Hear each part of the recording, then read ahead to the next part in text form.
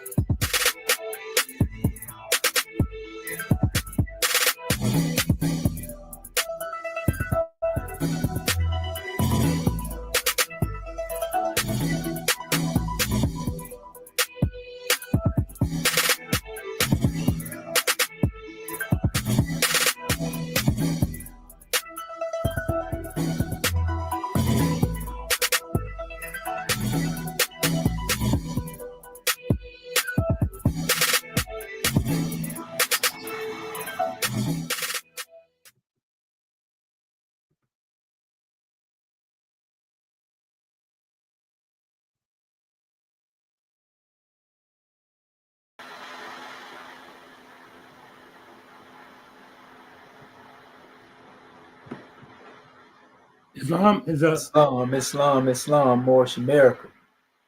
Want to rise upon the 7th within the circle of justice, mercy, love, and right, and give all praises to the great God Allah, Father God Allah, and honors to His holy prophet, honors to our holy prophet, Noble Drew Ali, Al-Hajj Sharif Abdul Ali, that is.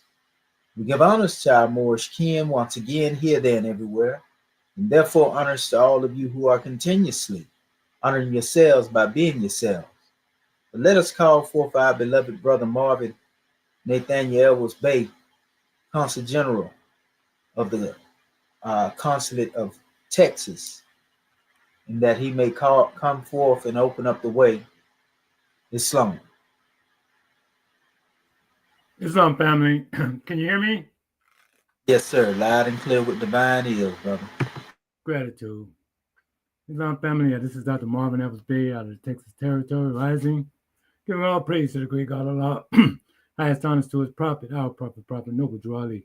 High honors to our theocratic government, our Moorish American government. High honors to our Act 1 and all of our officials. High honors to this class, our ears class. As well as I give honors to our instructor and host, National Assistant Grand Sheikh of Moorish America, Dr. Shedu Amitiel Muheji Sepsuel. And honors to the panel and those in the audience. And honor to everything that is Moorish. And that's everything that the prophet brought to save us as a nation of people. And I will begin opening our meeting according to law with our Kemetic adept prayer. And I will begin. Ya Allah abnu heru meku neteru. Ya Allah abhet heru. Ya Allah ma'at heru. Ya Allah hotep heru. Ya Allah heru. Ya Allah awajet dejuti. Ya Allah pretend me, pardon self. Ya Allah ma'at herkuti. Ya Allah awajet dejuti. Ya Allah pretend sutek, pretend heru. Ya Allah bamaduti. Al hedges rayab tuali. Amen. Hallelujah. Hallelujah. Hallelujah. In transliteration, O Allah, the Father of the universe, O Allah, the Father of love, O Allah, the Spirit of truth, O Allah, the Spirit of peace, O Allah, the Spirit of freedom, O Allah, the Spirit of justice, O Allah, you are my protector, O Allah, you are my guide, O Allah, you are my salvation by night and by day. O Allah, through your holy prophet. O Allah, Drew Ali. Amen. Holy Issa, Holy Issa, Holy Issa. Now I will read our divine constitution of Moorish America. Salvation, our God, unity. Act 1.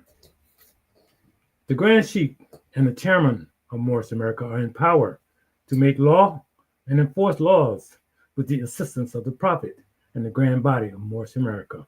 The Assistant Grand Sheikh is to assist the Grand Sheikh in all affairs if he lives according to love, truth, peace, freedom, and justice.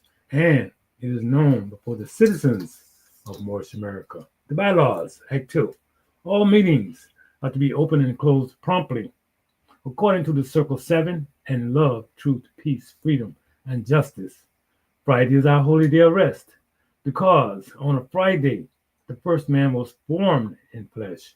And on a Friday, the first man departed out of flesh and ascended unto his Father God Allah. For that cause, Friday is the holy day for all Muslims all over the world. Act 3.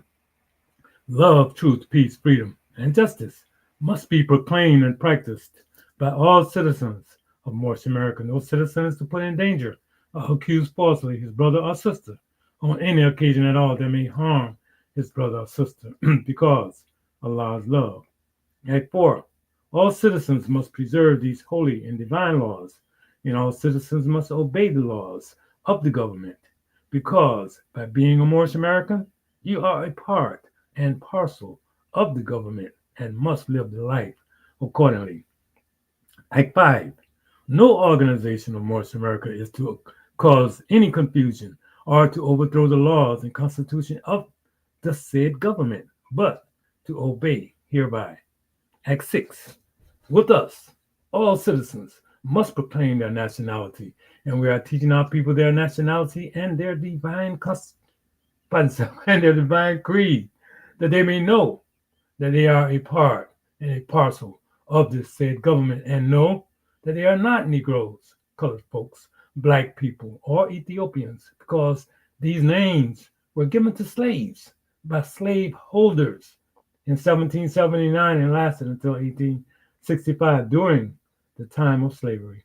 But this is a new era of time now, and all men now must proclaim their free national name to be recognized by the government in which they live and the nations of the earth. This is the reason why Allah, the great God of the universe, ordained noble Drew Ali, the prophet, to redeem his people from their sinful ways. The Moorish Americans are the descendants of the ancient Moabites, whom inhabited the northwestern and southwestern shores of Africa. Act 7. All citizens must promptly attend their meetings and become a part and a partial of all uplifting acts of Moorish America. Moorish Americans must pay their dues and keep in line with all necessities of Moorish America. And then you are entitled to the name of faithful husband.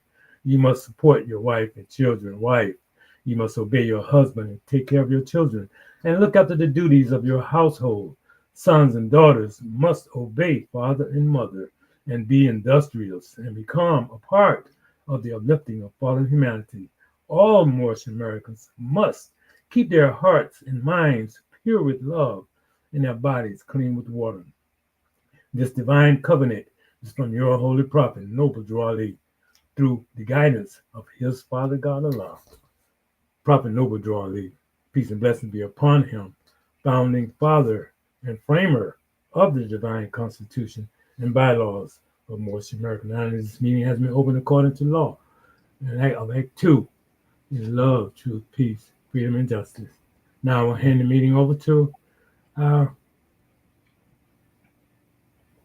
National Grand Secretary of State, Dr. Hasset Tutankhamun Bey. You there, Goddess? Islam. Pardon me. Islam. God, man, gratitude. I got it.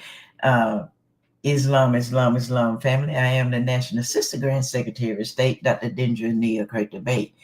First, let me rise and give praises to our great God Allah, give honors to our holy prophet, Noble Drew Ali, give honors to Act 1. I give honors to all my government officials. I give honors to our National Assistant Grand Sheikh for this class this morning. I give honors to our Council General of Texas, Dr. Marvin Evers Bay, for opening us up according to law in reading our Constitution and bylaws. And at this time, I'll be reading our chapter 21, coming from our Holy Quran. And it reads, opening address of Yehoshua with the 7 sages, 7 days silent. As Bina said, Assyria is the land of doubt. The chariot of my people, that in which they mostly ride, is labor doubt. Once faith walked in Babylon, and she was bright and fair, but she was clothed in such white robes that men became afraid of her. And every wheel began to turn, and doubt made war on her and drove her from the land, and she came back no more. In form, man worship Allah, the One. In heart, they are not sure that Allah exists. Faith worship at the temple of one not seen, but doubt must see her God. The greatest need of all of Syria is faith, a faith that seasons everything that is with certainty. And then Apollo said, the greatest need of Greece, a true conception of Allah the One. In Greece, it is rudderless, for every thought may be a God to worship as Allah. The plane of thought is broad and full of sharp antagonists. And so the circle of the gods is filled with enmity, with wars and base intrigues. Greece need a mastermind to stand above the gods, to raise the mind of men away from many gods to Allah the One. We know the light is coming over the hills. Allah speed the light. Matheno said, behold, this land of Egypt of the dead. Our tombs long have been the tombs of hidden things of time. Our temple crypts and caves are dark. In light, there is no secret thing. The sun reveals all hidden truth. There are no mysteries in Allah. Behold the rising sun. His beams are entering every door. Yes, every crevice of the mystic crypts of Mizraim. We held the light. All Egypt craves the light. And Philo said, the need of Hebrew thought and life is liberty. The Hebrew prophets, seers, and givers of the law were men of power, men of holy thought, and they bequeathed to us a system of love that was ideal, one strong enough to lead our people to the goal of perfectness. But carnal minds repudiated this law of love and filled the mind with selfishness, and purity in heart became a myth. The people were enslaved. But when he comes, who is to come, he will proclaim emancipation for the slaves. My people will be free. Behold, for Allah has made incarnate wisdom, love, and light, which he called Emmanuel. To him is given the key to open up the door, and here as man he walked with us.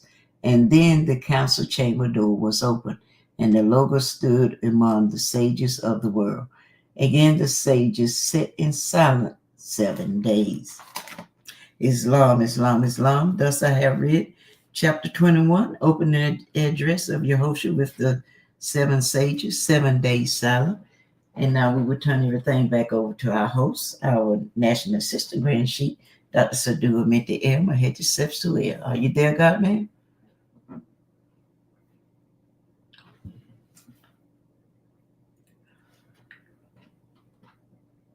Islam, can you hear me, sister? I can hear you well. Gratitude. Gratitude with a divine attitude. Islam, Islam, Islamism without the schism.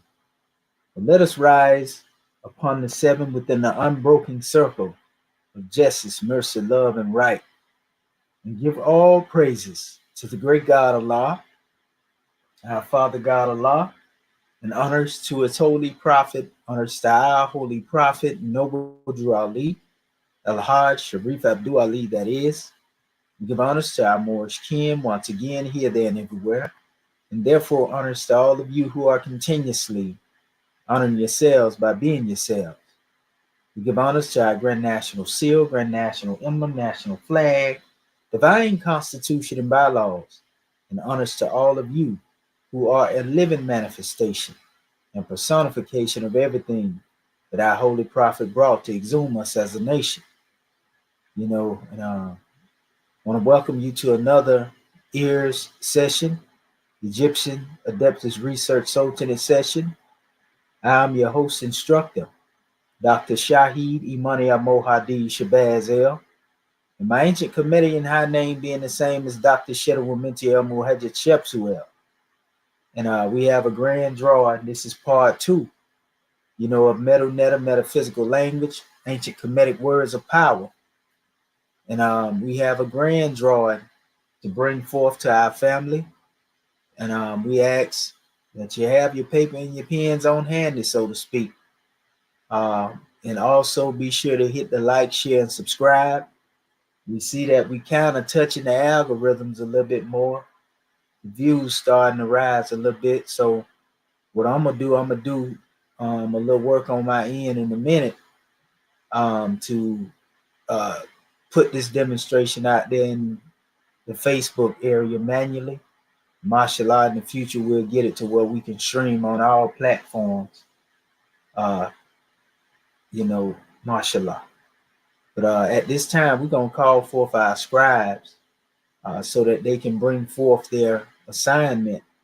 And we can get a grand drawing off of what it is that our family, has come up with in relation to dealing with the assignment at hand. So Islam, peace and love. Islam, I guess I'll jump on that there. Okay, Islamism without the schism. Gratitude. Let me see. Present share screen. Okay. What did it mean right there? Okay, entire screen. And then share. All right, we got you in queue, Sister Dendra. All right. Islam. Let me get this down here. Let me make it a little bigger for y'all so y'all can see it. Wait a minute. Okay. All right. That should be big enough. Islam family. Our assignment was to isolate each noun within each ayat from the excerpts included below and use a symbol of our choice that best represent the words that we chose. And these ayats were, I'm not going to read them. They was ayats 19 through 23, 24, 25, and 26, and 28. And we were also we were to arrange each word in sequence as you would a sentence structure in transliteration. And I think I left some parts off of it because I was talking to the National Assistant Grand Sheik. I think I left something off, but nevertheless, I tried. And then the third thing, we were to give a metaphysical exegesis of your transliteration as a translation. And so when it said isolate each noun within the ayahs from the excerpts below, the first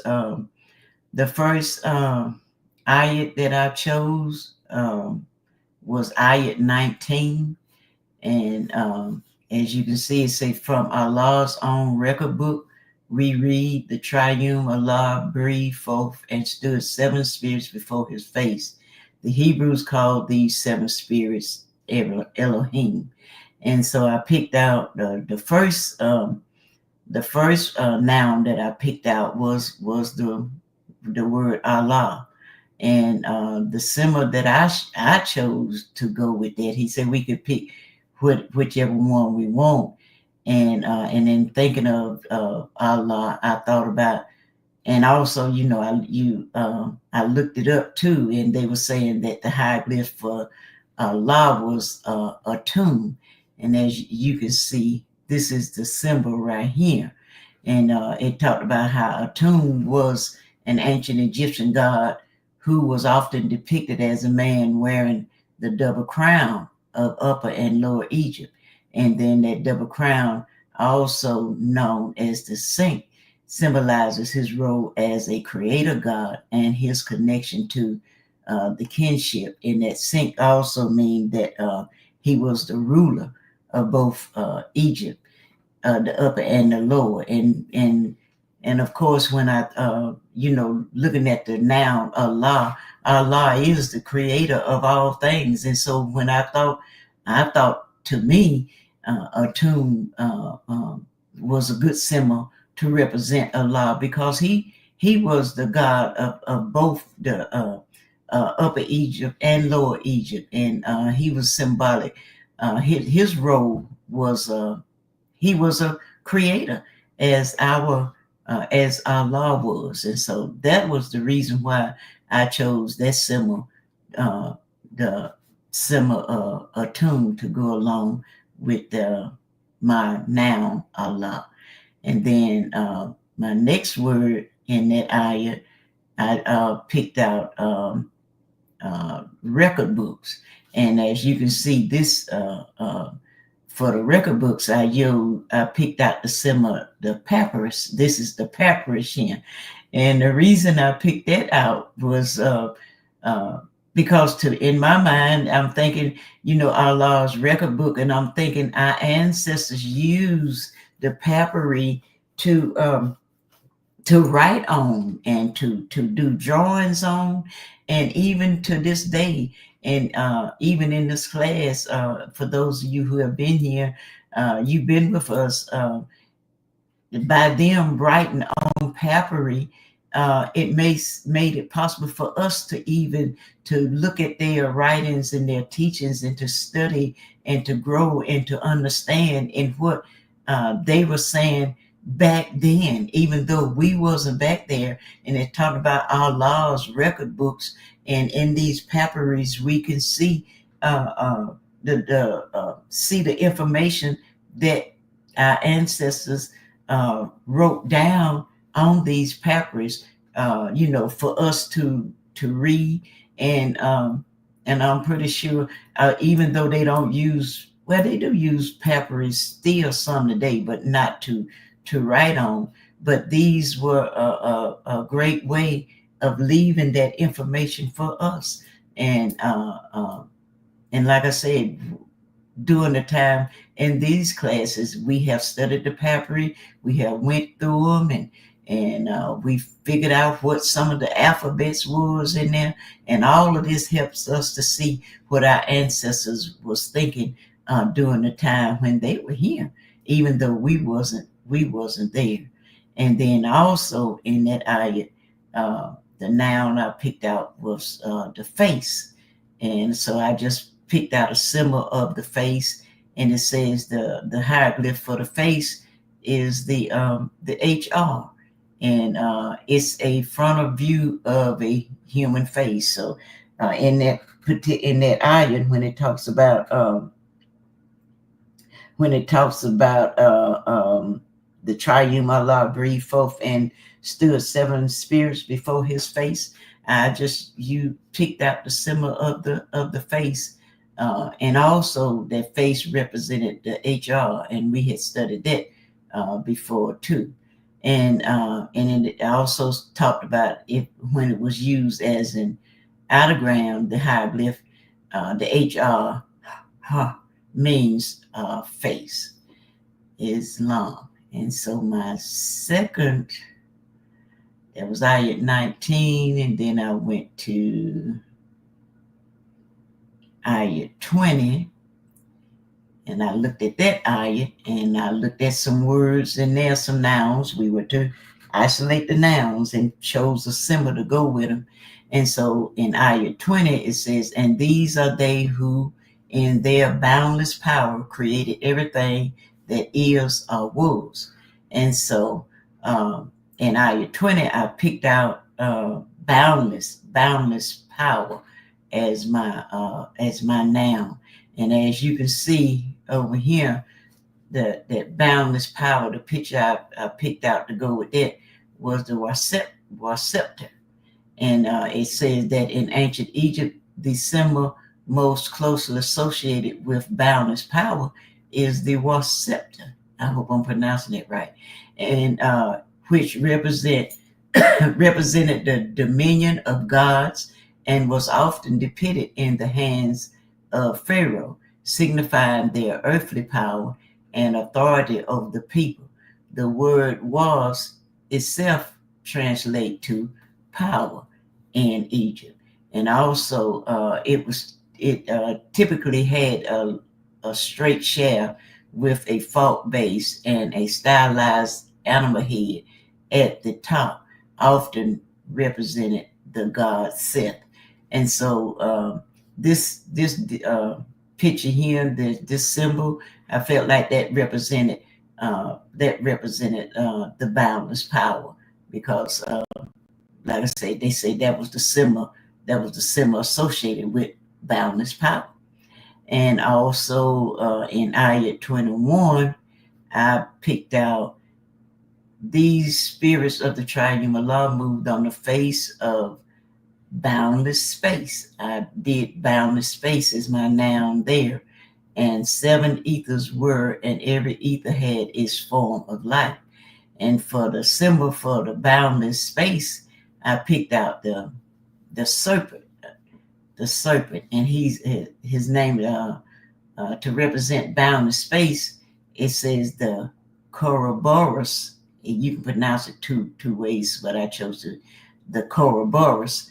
It serves as a mathematical representation of infinity and symbolizes the concept of primordial unity, something existing or pre-existing before any beginning. And so just looking at something, it says pre-existing before any beginning, and that's what the snake eating its tail. I thought that was a good symbol for the for the boundless space, because it's eternal. It's boundless. It don't have a ending, and also with that circle. When you see the serpent eating its tail, I also thought about it looked like that's the perfect circle. It's the perfect circle, and dealing with the boundless space. That's that perfect circle represented there, and that's why I picked that out for that one. And also in that ayat 21, I picked out life as my noun. And of course, we know that for life, we always know that the Ankh stands for life or eternal. The Ankh is symbolic of life. And so that's the symbol I picked out for the noun life. Islam. Moving right along in my next ayat, I picked out in ayat 22. It says, these forms of life were but the thought of Allah, clothed in the substance of their ether planes. And so the noun I picked out in ayat 22 was thoughts, because a noun is a person, place, or thing, and so thoughts are things. And what was the symbol for thought? This was an interesting bird. I hadn't really seen him. Ankh, and that was the symbol for thought and intellect. So this was the symbol for the thought in this ayat when it says these forms of life were but the thought of Allah. So this bird here is symbolic of thought. And it also talks about how the ancient Egyptians believed that the Ankh belongs to the sky, and the Ba, as you can see, the Ba and the Ka belongs to the body of the earth. The Ankh was a magical concept associated with thought and intellect as a living entity that has changed many times across the vast history of ancient Egypt and was described as some sort of a ghost. It said, but the best way to describe the Ankh is a spirit with unfinished business who chooses to revisit the world by taking any form they desire.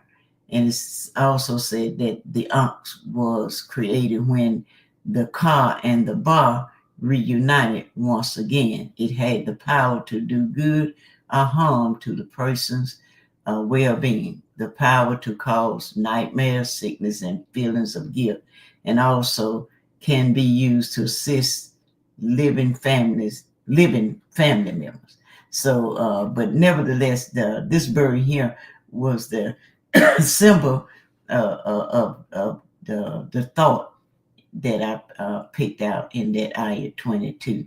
And I, like I said, that was pretty interesting. I had never really seen him before. And then I went to ayat 23, and it says, men call these ether planes the planes of protoplasm, of earth, of plant, of beast, of man, of angel, and cherubim. And for protoplasm, I really couldn't find an Egyptian type symbol for the protoplasm, but I did find a picture of it here. This is the symbol here for the protoplasm. And we know that the protoplasm, they are living cells without their cell walls. And the protoplasm have been mostly used as an important material for genetic transformation, cell fusion, and somatic mutation. Protoconal variations for generating unique and novel plants. But it said, but they have not been used for the production of useful metabolites. And so, but like I said, we know that the protoplasm was dealing with the cells in the cell walls of the plant. And also in this sentence, I picked out for my noun the word earth. And the picture I used, the symbol I picked out was this picture here. It says, in ancient Egypt, the symbol for earth is represented by the god Geb. And this is Geb here, up under here. And he is considered the earth deity. And the Egyptians often referred to the earth as the house of Geb. And so for the earth, we know that's why I picked out this picture here showing Geb representing the earth and representing, we know that everything, growth, all plants, food, and things of this nature comes from our earth, Islam. So that's the picture I picked out to go along with the earth. And also we know Mother Earth was billions and billions of years old. And also we know that the things that Mother Earth is made of, we are made of also, which is still mind-boggling, that we are made of the same substance that Mother Earth is made of, Islam. Moving right along. And in ayat 24, it says, these planes with all their teeming thoughts of Allah are never seen by eyes of man in flesh. They are composed of substance far too fine for fleshy eyes to see, and still they constitute the soul of things. And so the noun in that ayat, I picked out eyes. And of course, when I thought about eyes, I thought about the eye of Haru. And it talks about how the eye of Haru is the most common ancient Egyptian symbol for the eye. And it's a stylized eye with distinctive markings that was used as an amulet for protection, for health, and wisdom.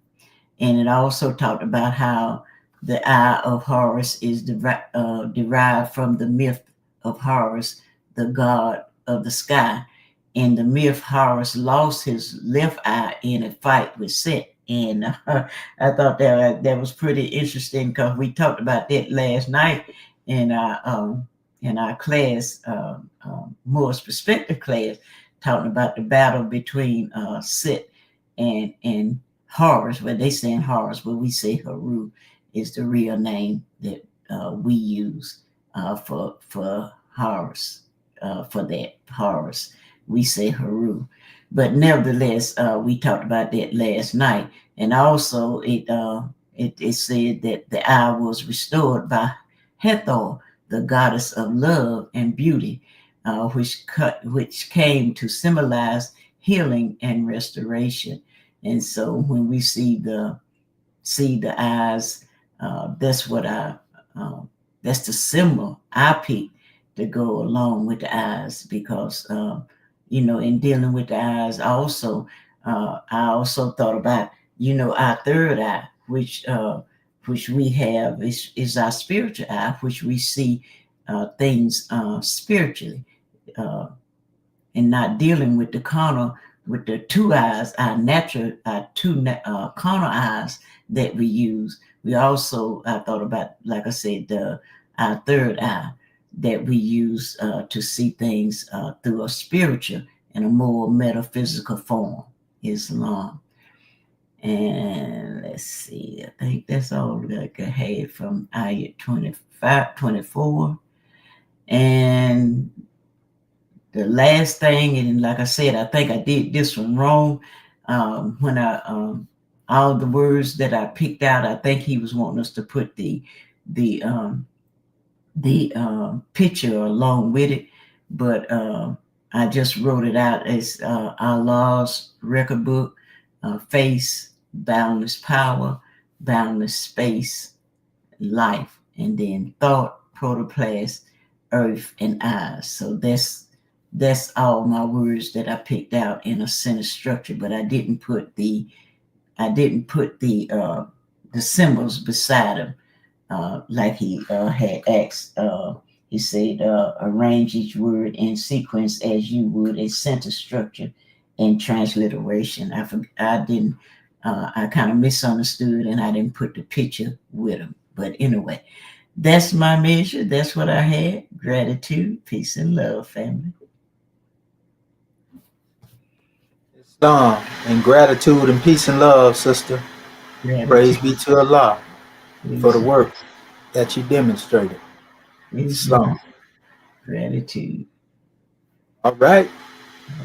Okay. Mm-hmm. Gratitude for that measure. Gratitude. Well demonstrated.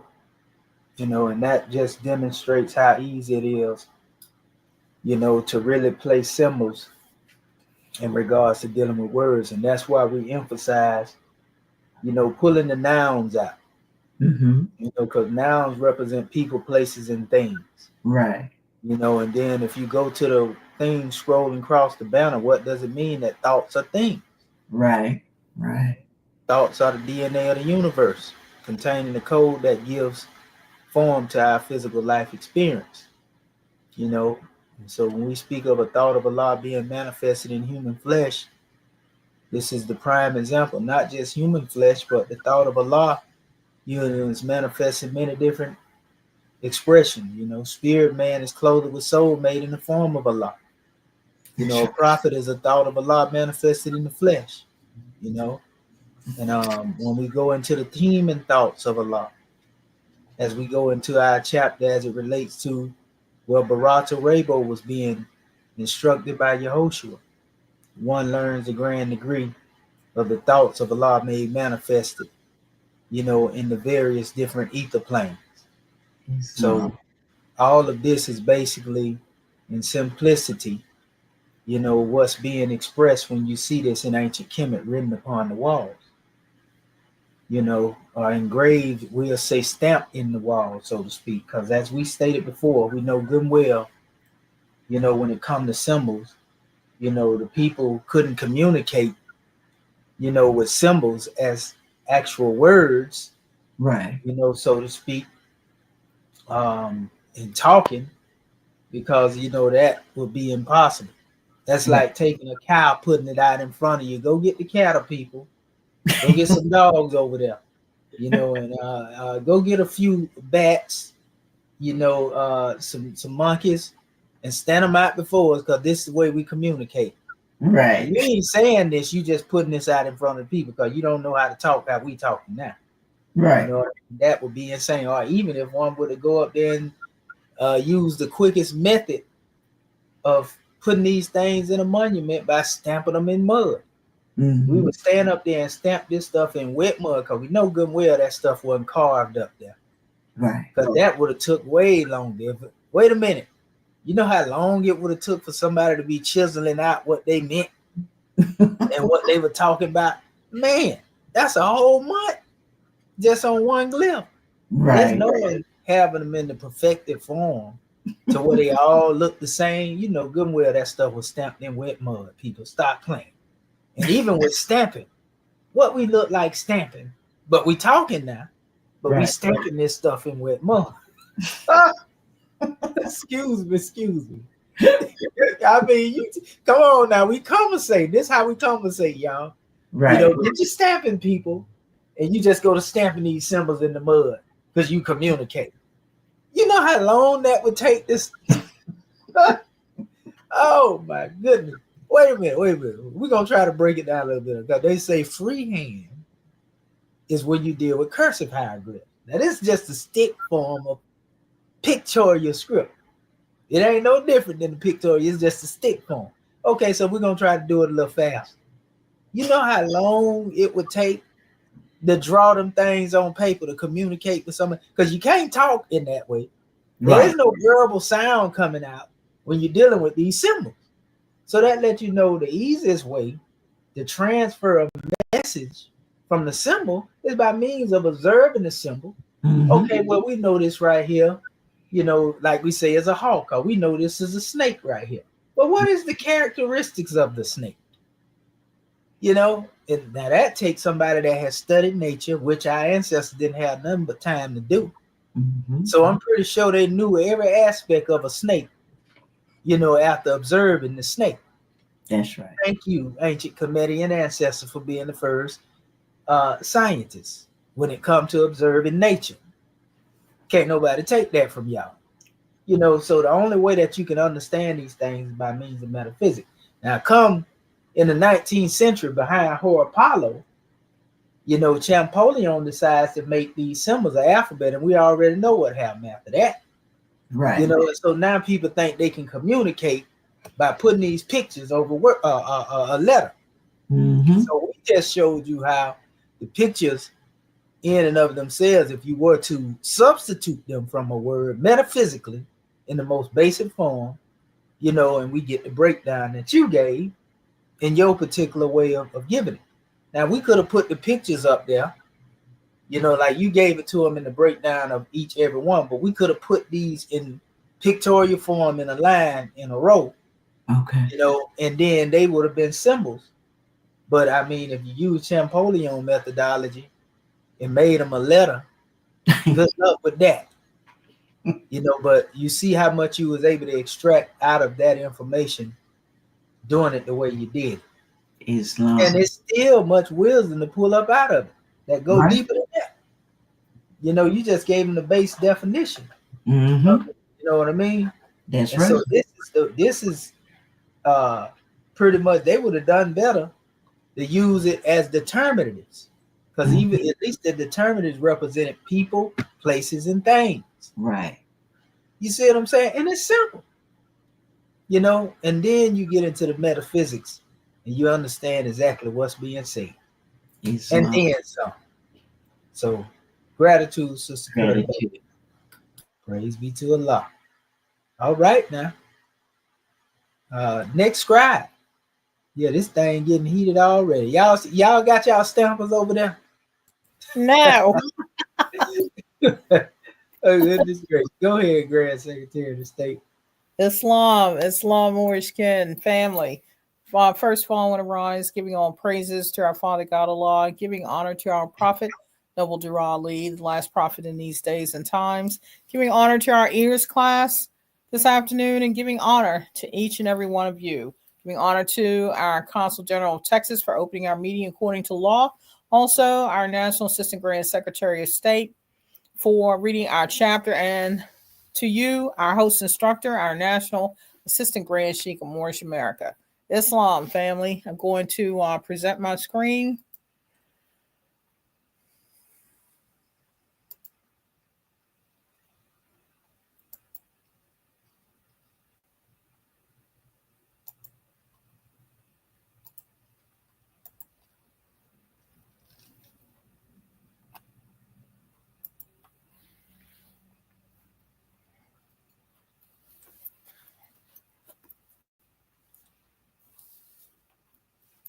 Can you see it?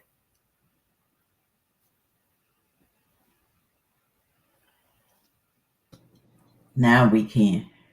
All right. Gratitude. Yeah, we got you in queue, Grand Secretary of State. Gratitude. As the God has stated, we have an assignment basically to isolate each noun within each ayat from the excerpt included below and use a symbol of your choice that best represents the words you chose. And these are the ayats from which we could choose.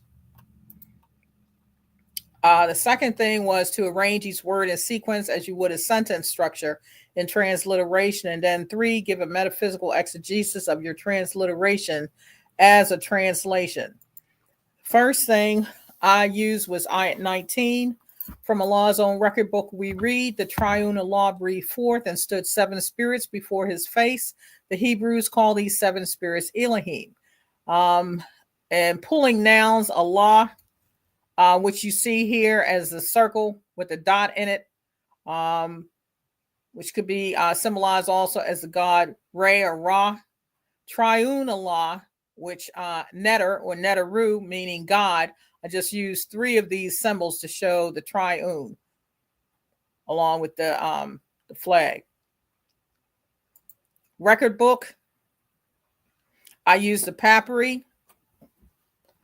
7 spirits / Elohim. I used this form 7 times to be symbolic of gods, which it also had down here can mean as well king, face, displayed here as the glyph. And also for the Hebrews, call these 7 spirits Elohim, Hebrews / Israelites / lineage and genealogy. I use the symbol here of house.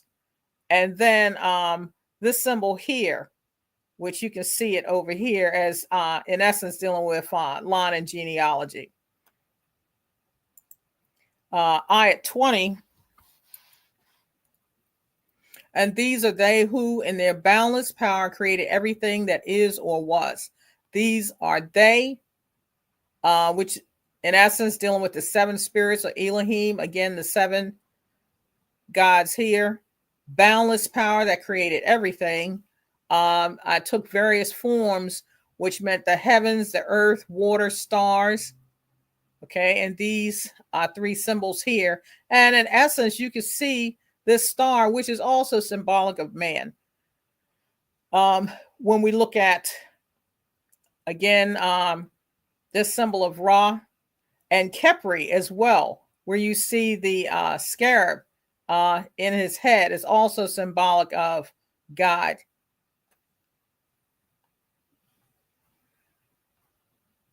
And you notice he's also, as Dr. Dunder stated, holding that scepter and that ankh.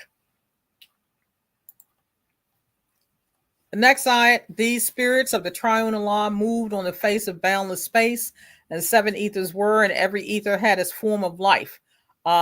These spirits, again, speaking about Elohim.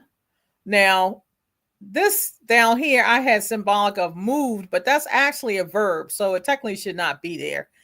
This is showing legs walking. That's what I had as moved. This particular symbol here is representing Ha-Het, which is an Egyptian deity symbolizing eternity and infinity. And this is the goddess as well. It's also depicted as a frog or a frog-headed woman, showing new life and growth.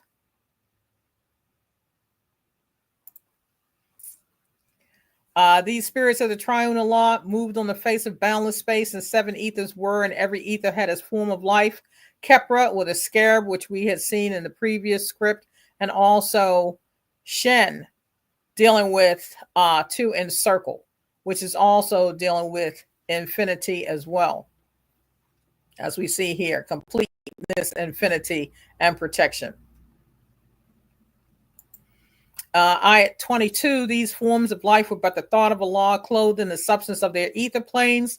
So forms of life, whether you have plant, beast, etc. Thought of Allah, I chose the symbol Ibis, associated with the Egyptian god Thoth, who is the god of writing, magic, wisdom, which he is shown there as well.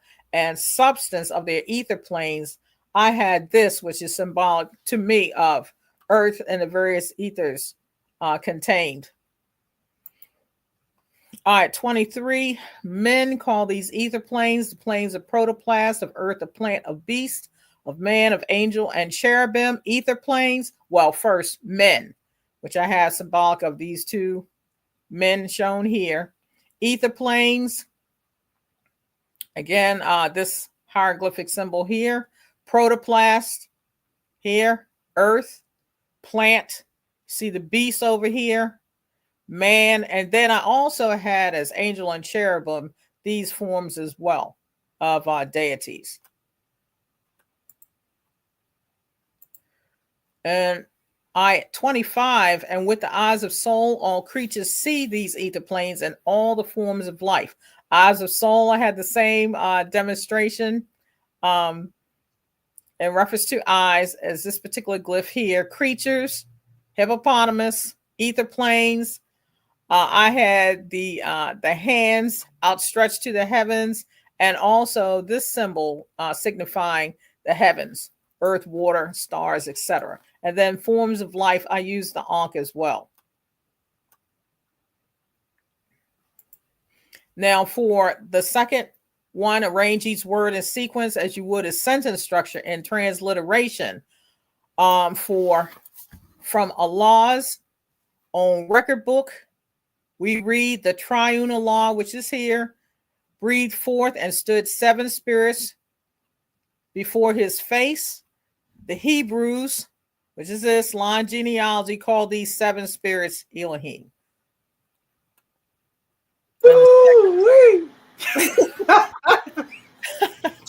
Nobody know. Did y'all see that? This should make it plain. Go ahead, Grand Secretary. I had to unmute. Because goodness gracious. Go ahead. You better do it. Number 20. And these are they, still speaking about these 7 spirits in their boundless power, dealing with the scarab, created everything that is or was. And so these symbols are showing as infinity. Then I go to ayat 21, which is these spirits of the triune Allah, which is right here, moved, which is a symbol of walking on the face of boundless space, and 7 this is also boundless space, and 7 ethers were, and every ether had its form of life.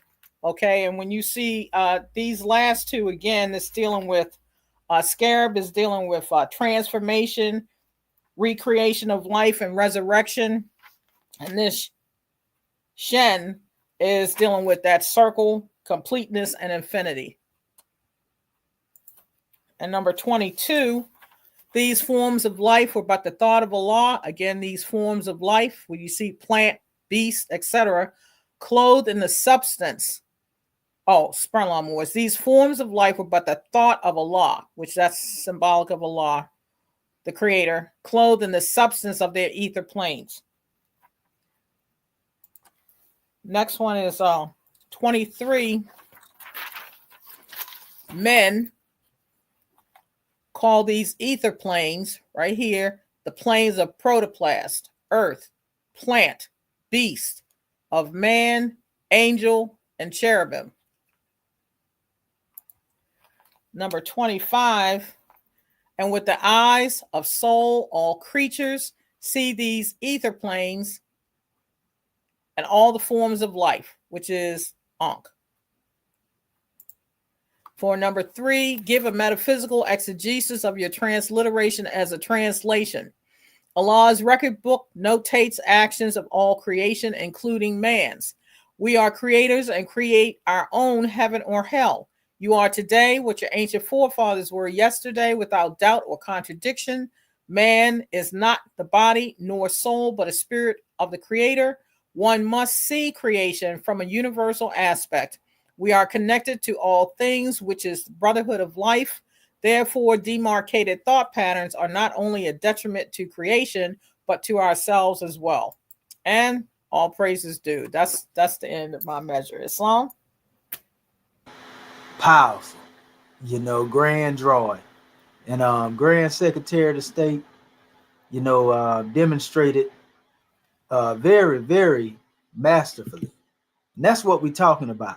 Now, notice you didn't have to create no alphabet chart or nothing.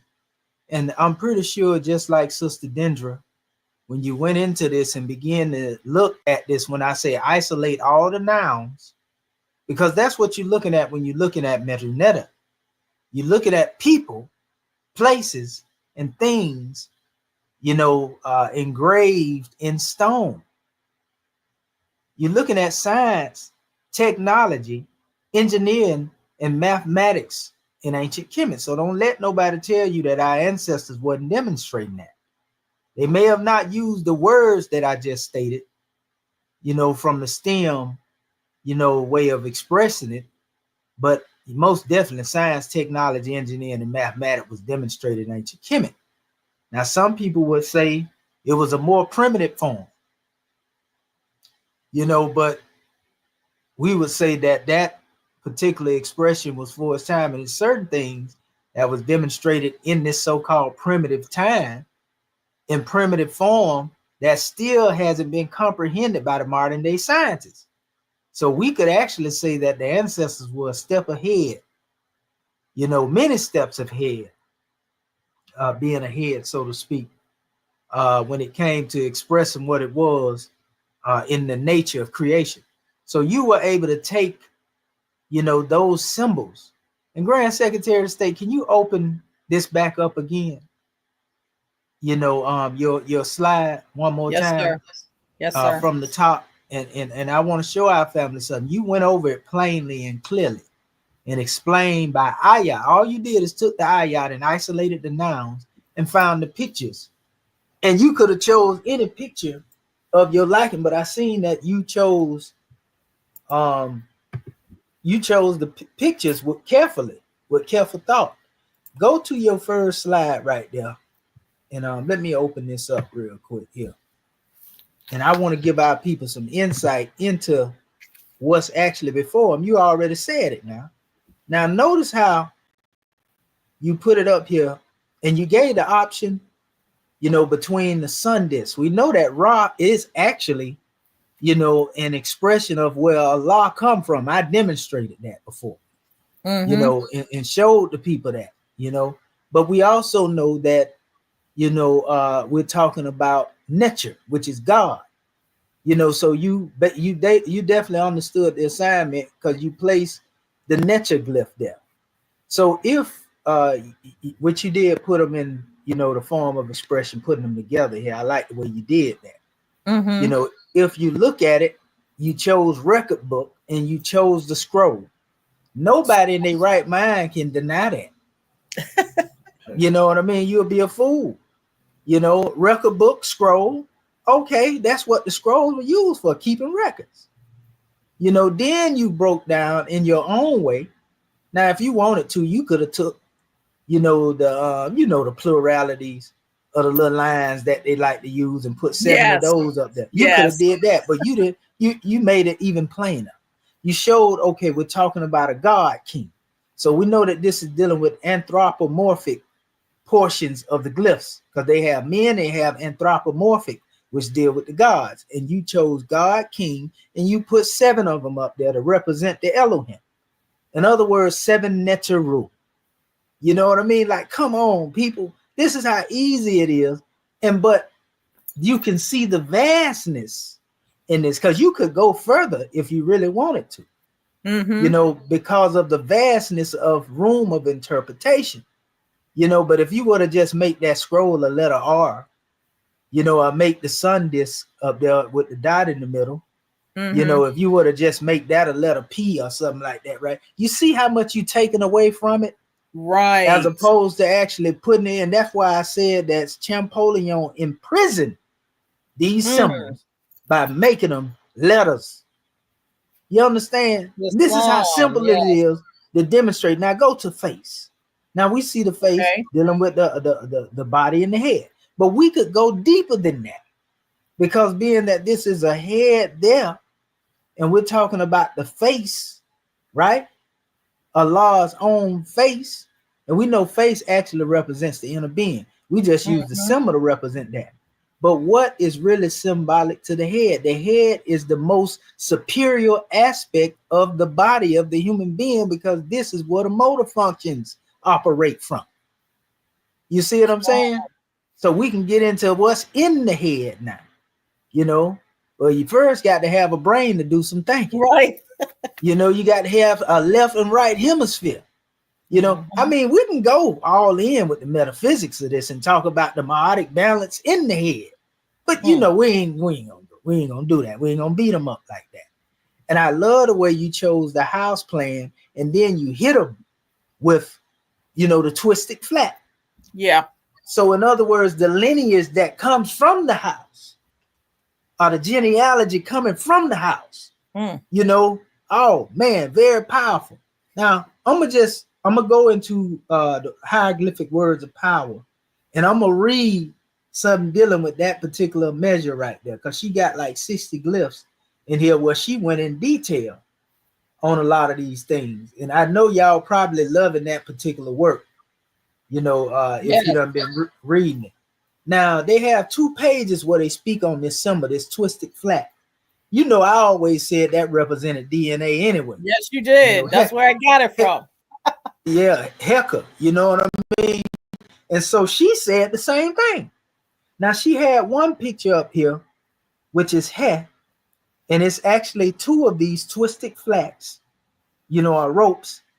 And it actually has in the center of these 2 ropes, the same symbol that you have up top for the sun with the circle with the dot in the middle. So it has basically 2 of these twisted flats, or the ropes as they would call it. And then they have that circle in the center, and that represents He. Right? So now when you connect this to lineage, watch what she say here. Now this is just you doing your thing, and you didn't even use her work, but watch. Right. I didn't have my books. Yes, sir. Now she say He represents the law of eternity. All energy circulates, and that is what keeps us going. Blood circulates. It says, and nerve endings fire and travel through the body. The heart, the sun, the primordial fire in He pushes and pumps the energy that vibrates from within to without and beyond itself ad infinitum. At times, He appears as a frog, indicates millions and millions of years. Now, remember, He itself represents time. It deals with Zep Tepe and all of that. So often they will put the frogs there, because if you ever seen frogs, you know, when you see them, they move in like packs. There'd be a whole bunch of them out there. You know, if you're looking at them on the waterfront, they'd be all over the place. And so this is why the frogs were used as a symbol of multiplicity in ancient Kemet from a metaphysical standpoint. You see? Yes, Because it'd be sir. a lot of them. So they're symbolic to millions of years. But anyway, it said at time Het appears as a frog and indicates millions of years. And at other times, Het is the divine breath of Shu circumambulating the earth. Now, if we understand Shu being the holy breath, you know, the arms being upraised represent ad infinitum, so to speak. And we go further, it says, as an explosive sign of life and spirit emerging from the lips of Actons. Our sister Curta Bay touched on Actons as it relates to the creative process. Actons is where they get the concept of atom from. This is also dealing with self-creation, and self-creation represents Actons rising above the mound. You see, the mound being synonymous with Akhet, you know, which represents, you know, union between the heavens and the earth. But it says, we that see this image is similar to the non-egoic image energy of the Kabbalistic meaning of he in Yod He Vahe. Now we know that Yod He Vahe, Yahweh, in the root of those 4 letters is the God code. So when we're talking about the DNA and the wrongs as it relates to the God code and those 4 letters, we already know they represent the carbon, you know, the hydrogen, the oxygen, and the nitrogen. You know, these are the things that make up the body. So the God code is God eternal within the body. So this is the lineage and genealogy in the house of God. Man, this is powerful. Goodness gracious. You know, so like, I mean, we can go further with this. She even had a symbol of Heka here, where she had the twisted flax there, the exalted hands, you know, of Ka, you know, Ashu, and then she had the scroll there, you know, which was also a grand expression of the concept of Allah's own record book, you know, as it relates to, you know, Heka. You know, man, boy, they better stop playing. That's all I'm gonna say.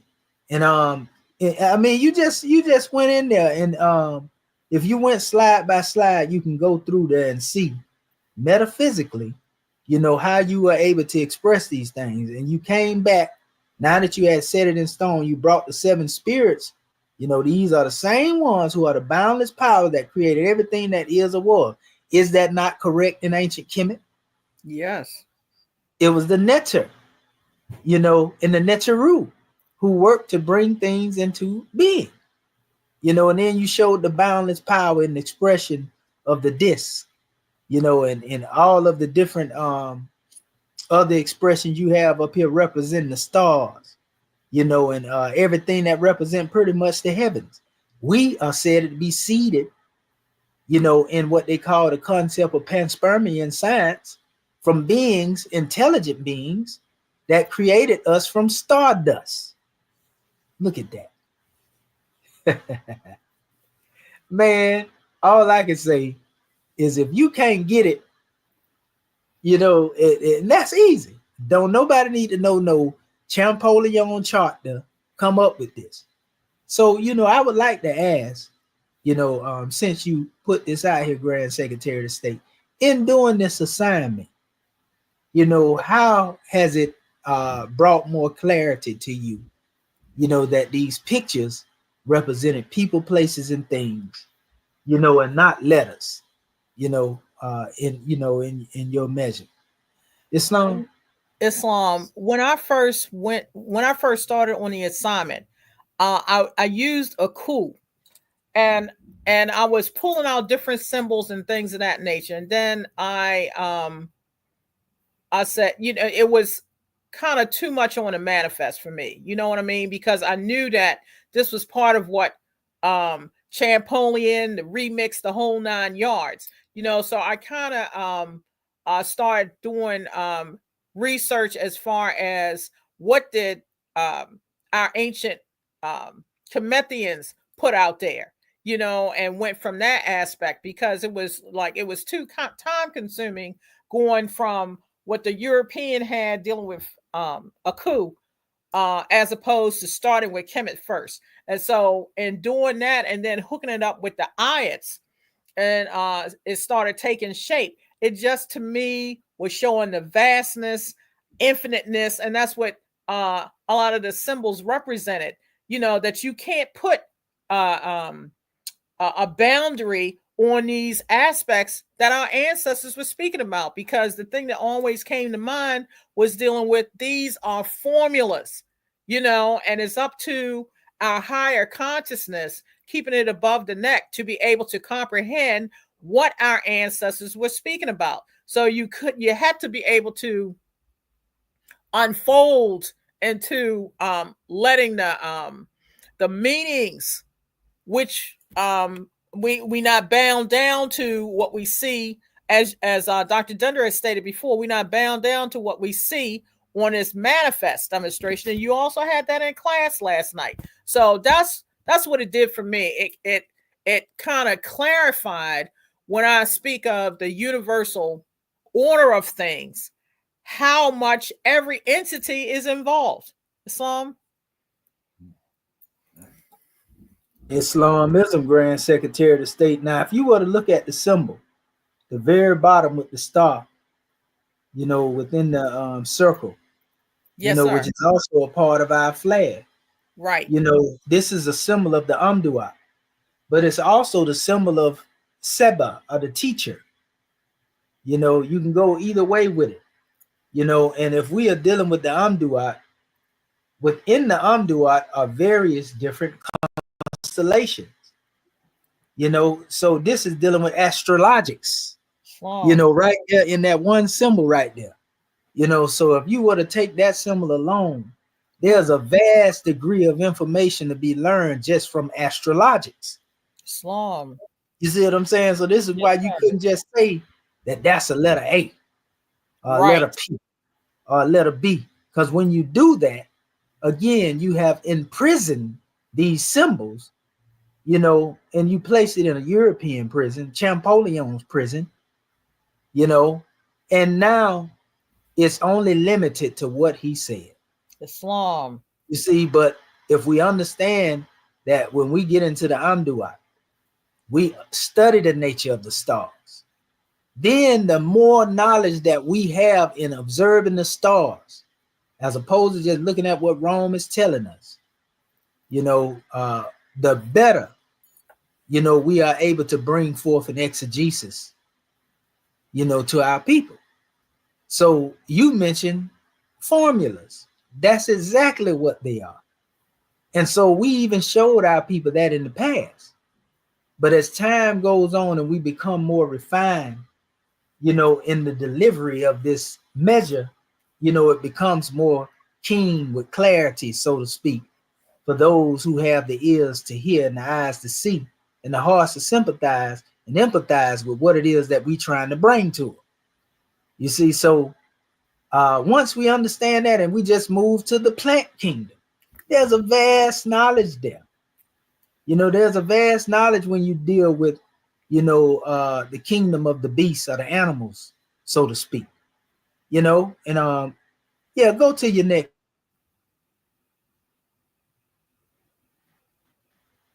This is powerful. And I love the way you did here, even though, like you said, we wasn't even dealing with the aspect of the walking being nouns per se. However, you still was able to do with what you demonstrated your own transition. We can actually call the legs things. We could call those things, if we wanted to. But the way you put it there is really talking about the Necharu, the spirit of the triune Allah, moving upon the face as you had it there with the actions of walking. That was perfect. Because that's how they try to utilize those legs, in the way that they demonstrated in some of the Egyptology. When you get into the ideogram expression of it, and you did it. I like the way you brought forth the ethers having their form of life, very powerful, and expressing eternity and so forth and so on, who and who had, so come on, man. It don't get no plainer than the truth. You know, you did that. You know, and as you went down through there, it don't get no plainer. So we just wanted to really point these things out. And yeah, we love the aspect of the shin. When you brought that up as being the circle, you know, because you often hear me talk about the Shanus effect, you know, which is what we call the circle 7. You know, Shanu means circle and Safek means 7. Safek is also on the adept jewel that all of you scribes have, the one that I sent out to our Moorish king. You'll see it says actually Safek Picado, you know, which is also another way of saying circle in the 7. You know, and Safek Picado, the reason we chose that because the corruption of that is Zephaniah Penka, you know, which is actually the name that was given, which was really a station that was conferred upon Joseph, you know, Asaph, as they like to call him. You know, he was given that name, and that's really the 7th adept degree. You know, so, you know, it's, man, I'm telling you, it's, when I tell you, it don't get no plainer than this right here. You know, and I love the way you put that together, and you did a grand job. Like our sister Dendra, she did a grand job. And you can only get greater by studying the creation. Read the whole key to understanding Medu Netta is understanding Medu Netta is not the language, you know, of ancient Kemet in the express of them talking. That is Medu Ray and Kemet. That is called hieratic. You know, that is dealing with the demotic. That is the language of ancient Kemet. You know, but when you deal with the language of the gods, you know, it is not a spoken word as you hear me speaking now. It is what has been expressed in creation itself. So when you walk outside of your door, Medu Netta is out there. Because you look up at the sun, that's Ra.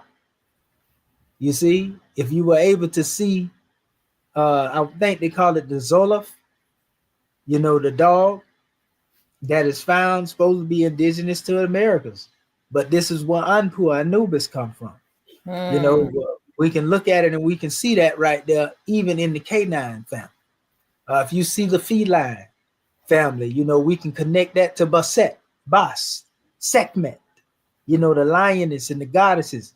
You know, all of this is being able to read the book of creation. That's the true secret, which is not secret to us, but more sacred to us. That's the sacredness behind Medu Netta. We are learning to read the book of creation in all simplicity, rather than just looking at what was just engraved in the walls of ancient Kemet or written in the walls of Kemet. That's all good and well.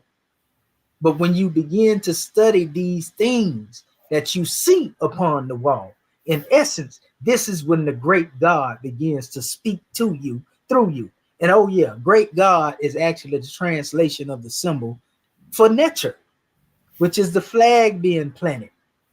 You know, so like, I mean, come on, man. It's simply reading the book of creation. And in fact, that's our methodology. And they ask us, you know, did Prophet Noble Ali teach that? That's what he brought us in our Moorish Holy Quran. He tell you that Yahushua sat down in the chambers and thought upon the meaning of the symbols. So we got our own methodology that just so happened to be the same methodology of Hor Apollo. It didn't change until Champollion came on the manifest and created his alphabet chart.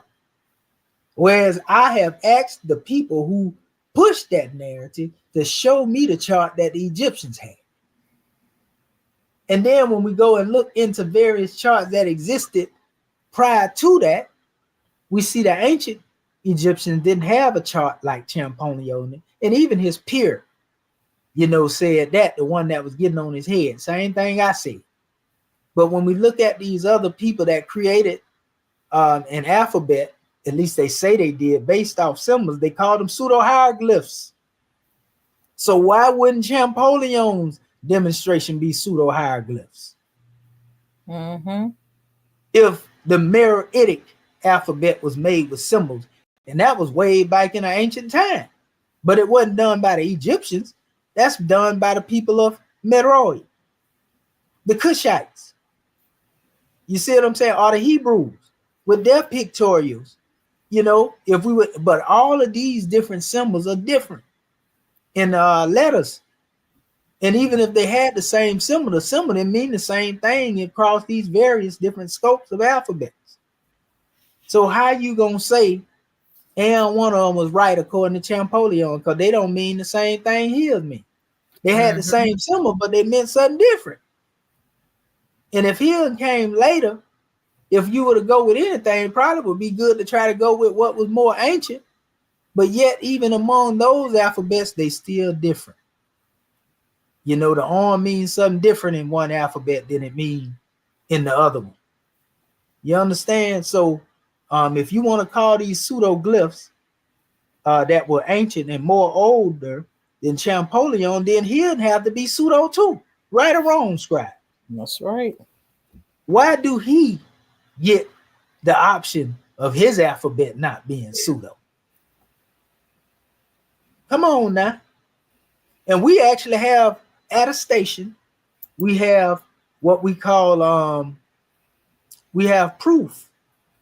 You know, in empirical data that's out there, where these charts were created by these different groups. But you don't find an ancient Egyptian chart like the one Champollion had. Only thing that they say is the symbols existed from the beginning. Duh. Of course they would have been out there from the beginning, but that alphabet chart ain't there that y'all talking about. I told them, y'all wait 3 years and you still won't find it. They ain't found it yet. And trust me, if they could have found it, they'd have been ready to bust me out, Morris King. But it don't exist. And we had one wise enough to admit that it didn't exist. Honest to the brother. You know? So, and then, you know, they finally admitted that our methodology was right. So we really ain't into beating them up. We right now into, now that we have put it out there for peer review, this argument in this position, now we can write upon this unhinged. You know, and anybody that come out here running their beak, you know, after that right there, trying to attack it, they're going to look crazy. And rising power to our elder, Walter Williams. You know, that elder was sharp all the way up into the time of passing form. You know, and he just passed form not long ago, but, you know, may he continue to do his work from the plane of the soul. You know, and that's another thing. They attack that brother's work. And so we have exposed those who have done that. And we're going to address a lot of this in the works that we're doing. We're in a space now where we're trying to, like I say, finish up these works when it comes to the books. And, you know, it's going to be a grand draw. And, you know, the wait is most definitely worth it. And you all were able to grow with us and understand our position, because it took a long time for our people to even comprehend the argument that we was putting out there, because they were so caught up with and ate up with what Champollion has taught them. Well, he didn't even teach them because his methodology wasn't even complete. It was those who came behind him later and said, well, this is his alphabet chart. And then they began to try to use that as a working model of transliterating, you know, pictorials into letters. So let me stand down real quick, because we got another scribe up in here. I'm telling you, it don't get no plainer than this truth. You know, our methodology comes from the ancestor, one of the last priests, you know, of ancient Egypt, Horapollo. Champollion hadn't even went into Egypt when he created his alphabet chart. He did it off of some type of mastica or, you know, a replica. He hadn't went into Egypt, a replica of the Rosetta Stone. You hadn't even went there. Goodness, terrible. But anyway, we're going to call forth our other scribe if he have something to bring forth in his homework, Brother Marvin Edwards Bay, even if he just has something to say, whatever the case may be. Islam, Brother Marvin Edwards Bay, scribe, what you got to say? I know you flabbergasted by this whole demonstration. I'm telling you. Goodness gracious. Is it plain, brother? Oh, yeah. Yes, sir. to the point and beyond. Yes, this is Dr. Marvin Ellis Bay, Consul General of Texas Territory.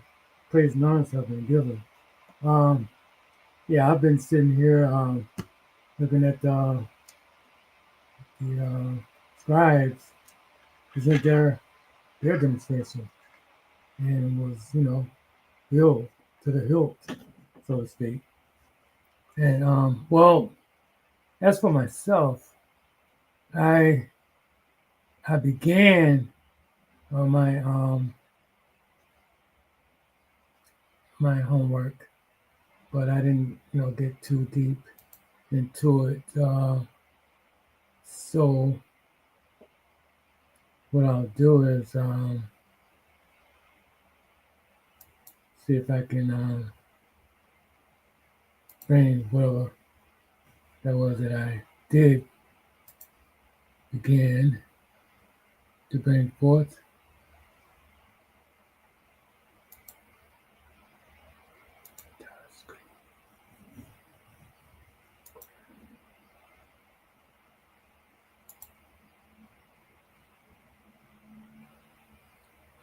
By the way, do you see anything as of yet?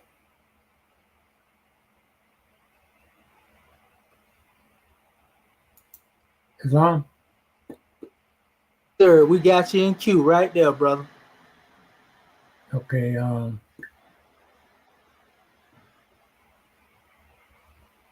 the current one.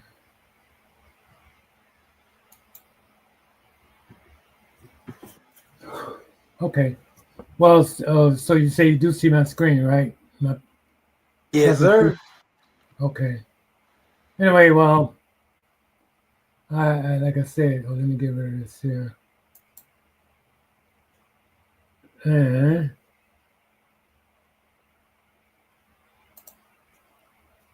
okay, yeah, this was assignment. Isolate each noun within each ayat from the excerpt included below, and use a symbol of your choice that best represents the words you choose.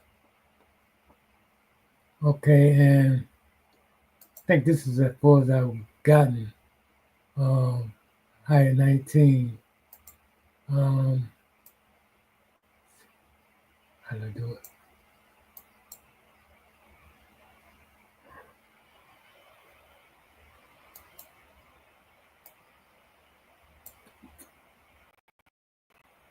Anyway,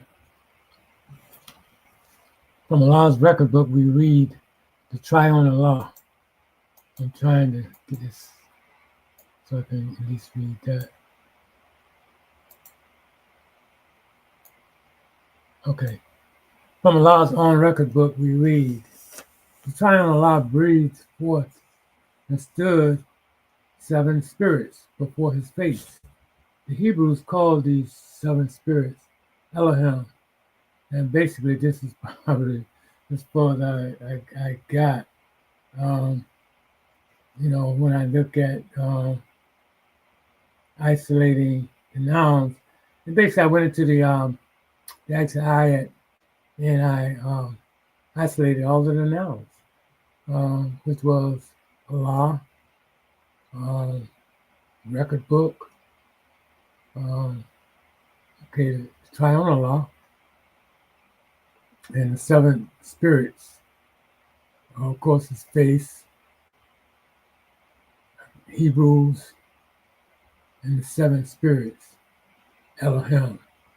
And basically what I did was I went into and this thing changed a couple times because here, wait, no, not there. Yeah, how's that? I basically put everything pretty much in on one page. Because the record book, first I had, this is being a record book because the alphabet, I'm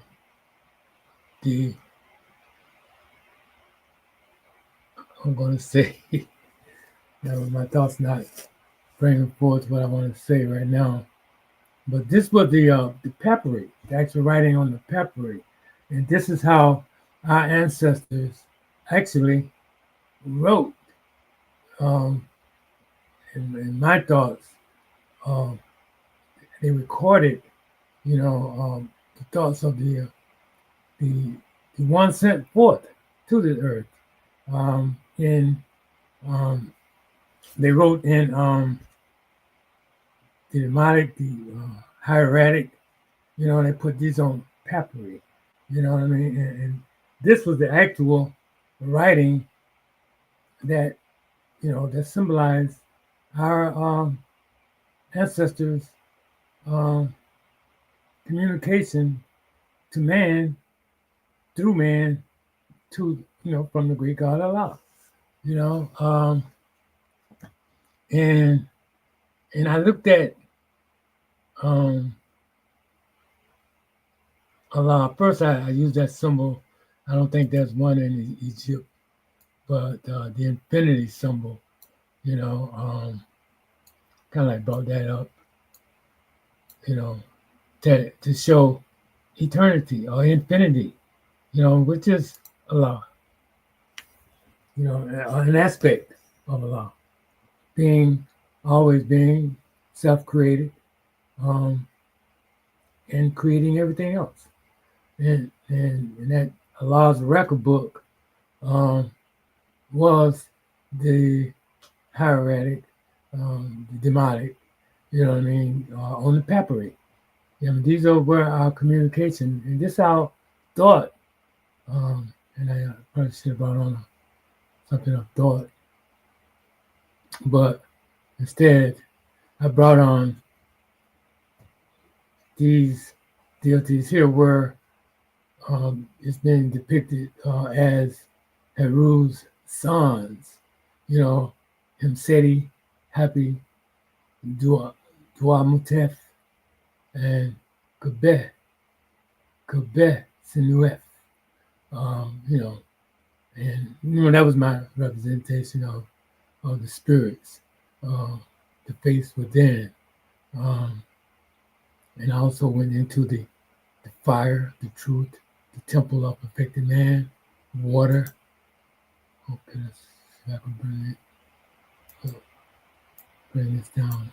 Yeah, water, the water, wisdom, earth, the body, and the air, the ethers. All these symbolize that spirit self. This is my representation, of course, and so to arrange each word in sequence as you would a sentence structure and transliteration.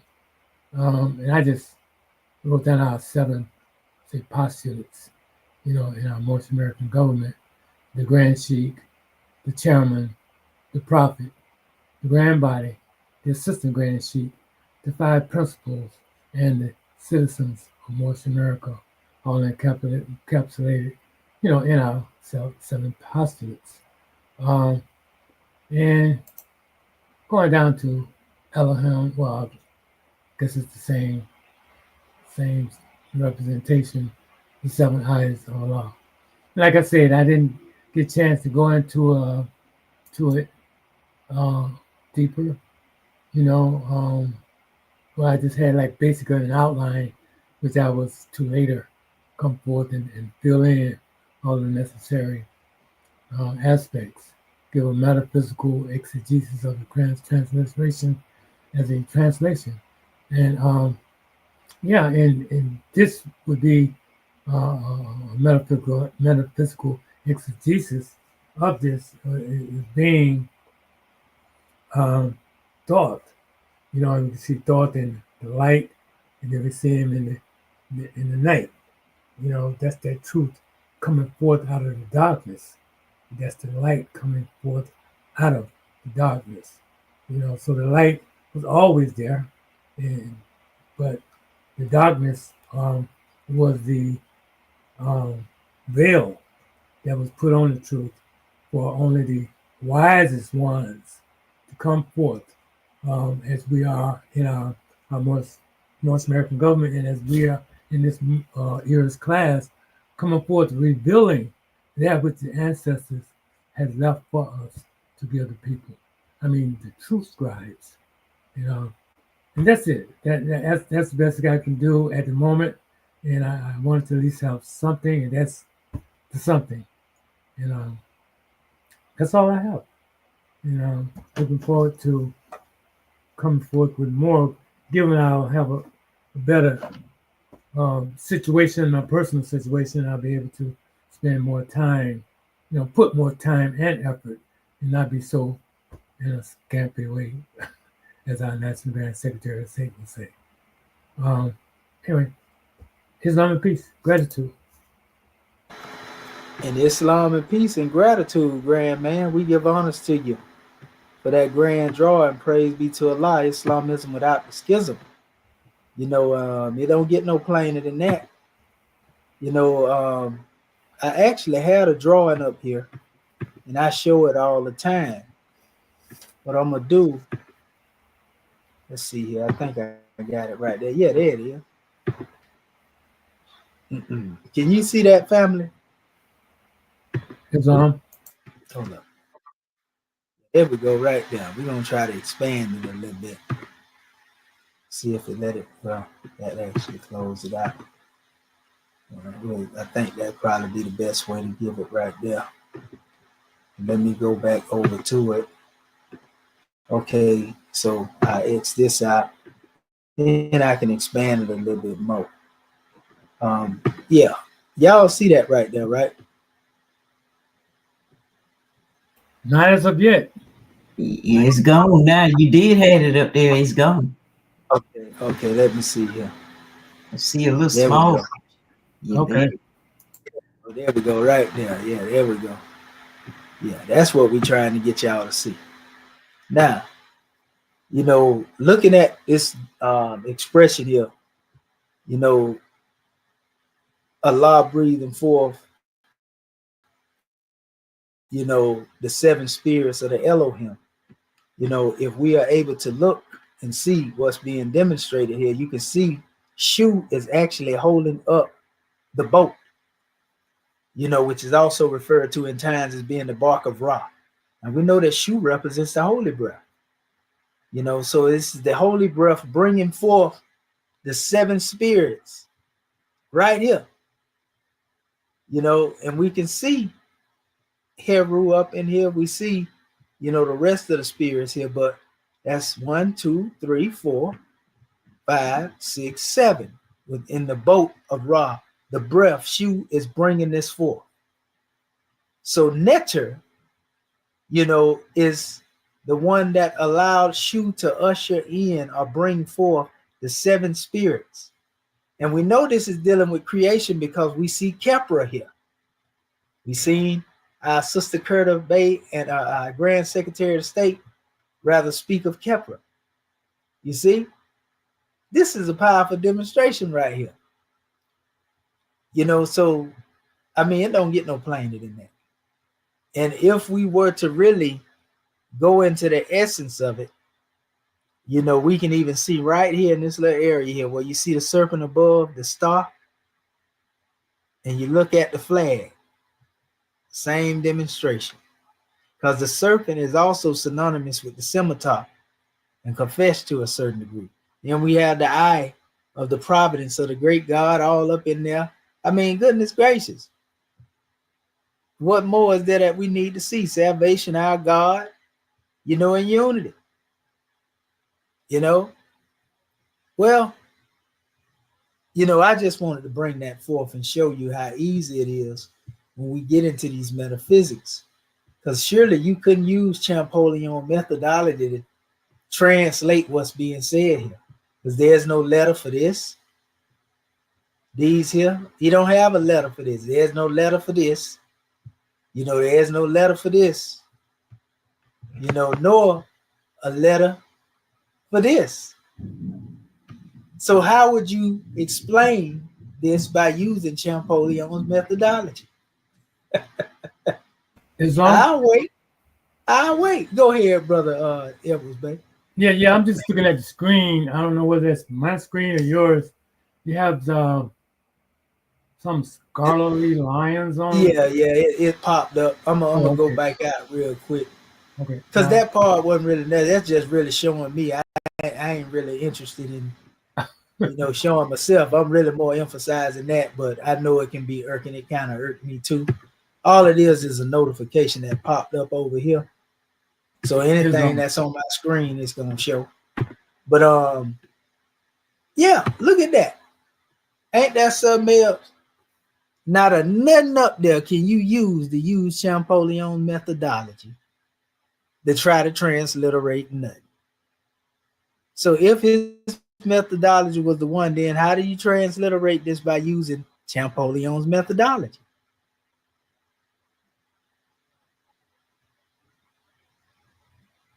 I'm waiting. It's impossible. It's impossible. You know what I mean? So I just wanted to bring that forth and just say praise be to Allah, man. We got some grand drawing because we're gonna get deeper, into this special measure, and like I said, the hieroglyphic words of power is a very powerful measure. Um, it's saying a lot of the same stuff Mustafa Gadala said.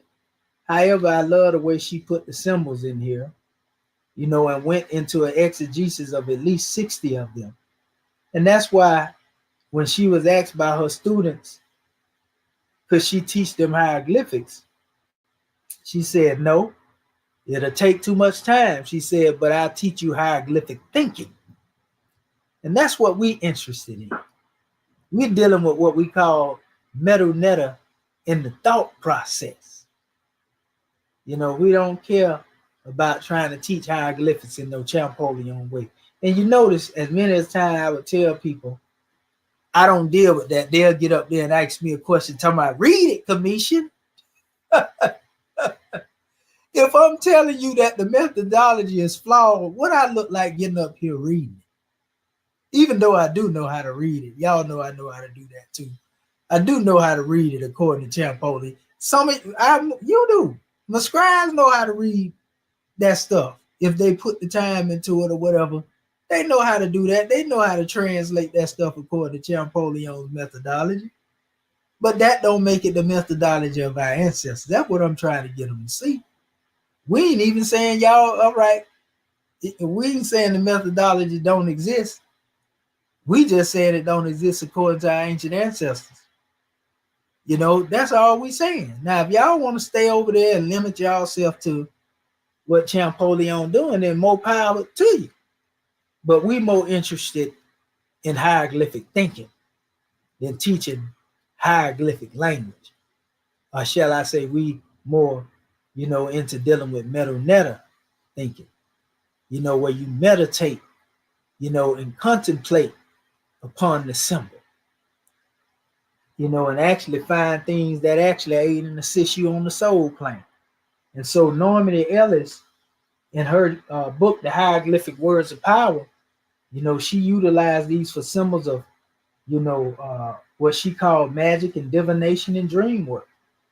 And she gave various different ways that these symbols can be used, and this is just one of the ways, that we're demonstrating right now.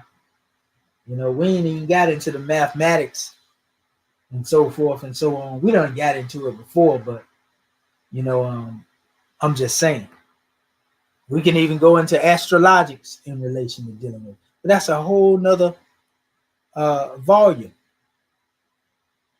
within this special book. So that being said, we're going to open the floor up to hear last words from our scribes, and we're going to close this demonstration out. So we call forth again our Grand National Secretary of State, Sister Hatshepsut Bakat Ma'at Anpu Tutankhamun Bey, Islamism. Islam, having gratitude, having already risen, giving praise and honor where due. I want to just give honor to you, Dr. Shahid, for hosting our EARS class, to our scribes online, and to our family online. Our scribes did a beautiful job. It's just a blessing to be able to um, be hands-on and be able to see it unfolding, as you use the master word of being able to immerse oneself. And it's a blessing to be able to see our ancestors, in essence, the metaphysical aspect, the hieroglyphics come to life, and as you spoke about, it's dealing with the methodology of ancient Kemethians, which is our ancestors, and not limiting it to what Rome's remixes are, and that's what it's about, being able to not let anyone outside of the self tell you, because I've heard on numerous occasions, well, that language is dead or what have you. And then we run down that rabbit hole. Well, nothing could be further from the truth, because it is us that bring these degrees alive. And we are indeed, and our people, the return of the ancient ones. So gratitude more for calling me forth. Much peace and love to all of my Moorish kin. Islam. And gratitude for the measure. Islam. All right, Sister Dendra and Brother Marvin Elvis Bay, closing remarks before we close out. Islam, that Dendra Curtin Bay honors has already been given. Yes, gratitude, National Sister Grand Sheik, for all that you have done and teaching us and helping us to understand, telling us what books to read and different books to get to help cause us to become stronger in what we're doing, and embarking upon this class. Like I said, I really did enjoy, and just looking at the like you had us going through, picking out the words and then trying to find a symbol or something to represent those words that we had picked out.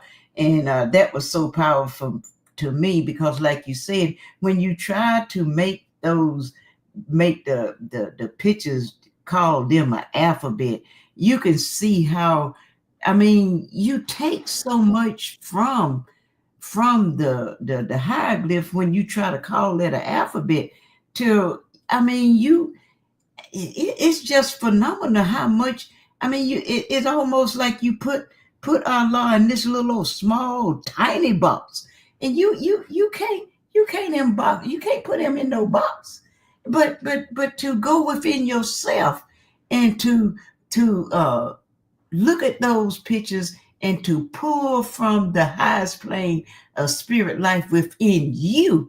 Like you said, there was no right or wrong, but what is Allah sharing with you? And for me to just be able to do that and learning more how to do that. And I tell you, this book, the book about the hieroglyphs, words of power, I didn't have it, and I got it, and I have started reading it, and I'm telling you, that's a powerful book, because to me, and I've been wanting to know more about walking in total health, and she's showing you not only how to go within, because we have a whole universe within ourselves, and so you can use some of these teachings to go within and to accomplish my goal, what I'm wanting to accomplish.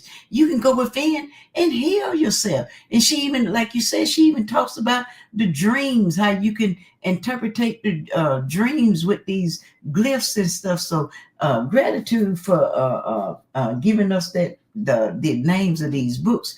The other one too is also a powerful book. It's just, we can't give you enough honors for the material that you have given to us to help assist us in our journey as we continue to come forth. So gratitude, God, man, for letting me share. As always, I'm having fun. Islam.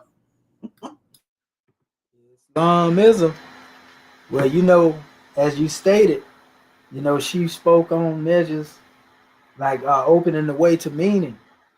And she talked about basically familiarizing oneself with hieroglyphs in meditation. And that's how she was able to see her. Like, for example, I told people about my initiation and standing on the potter's wheel, but I didn't know I was on the potter's wheel. But there's a hieroglyph, that actually represent that. Matter of fact, I'm gonna pull it up real quick, and we're gonna go to our brother Marvin Edwards Bay before we close out. But all I got to do is just, let's see, type in Kunam in ancient Egypt, and it should come up. Let's see. Let's give it a second to load up here. Yep, there we go. And I see a couple of images, and this thing was so vivid. And the thing is, I wasn't even trying, to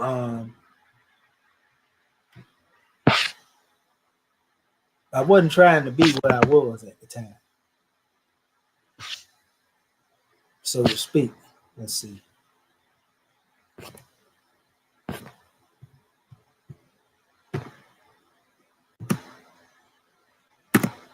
One second. I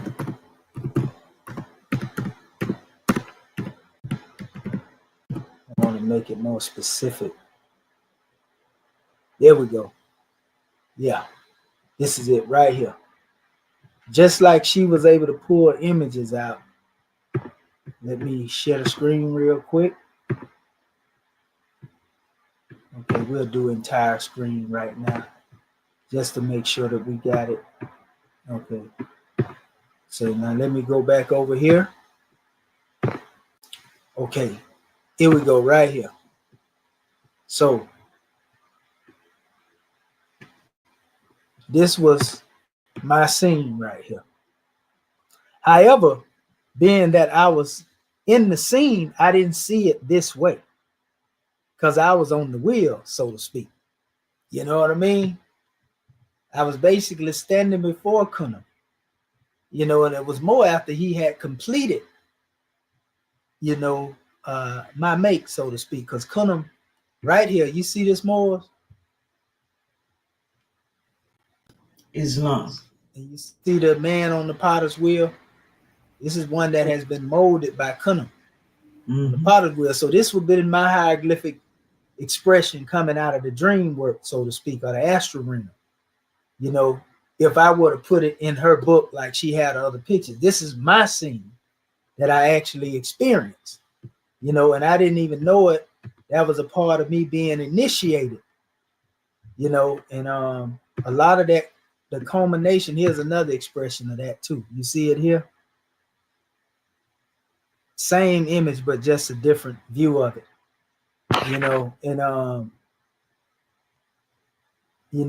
I actually experienced that in my process, like I said, of the initiation. This is another one here too. Another expression of the same thing. So that would have been my, and I only had one, but she speak of being able to actually evoke this in your consciousness, at will. Kunam is an expression of, the Hierophant. That's really an expression of the Hierophant right there.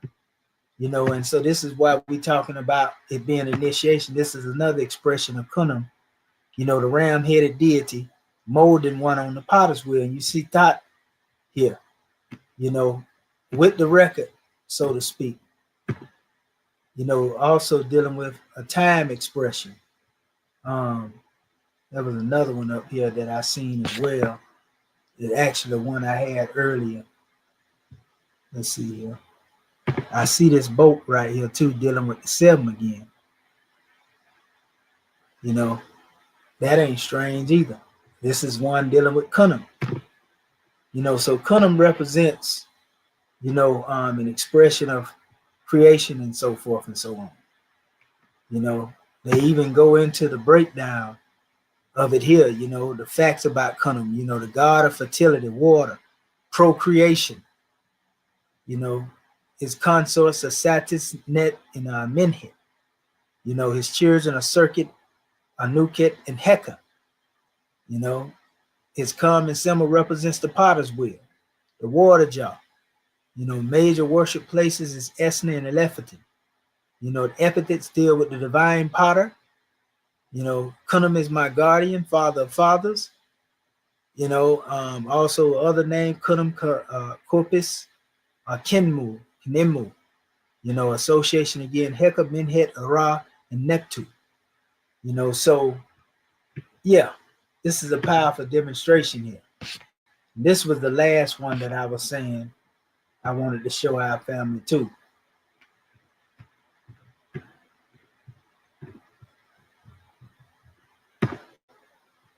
Okay.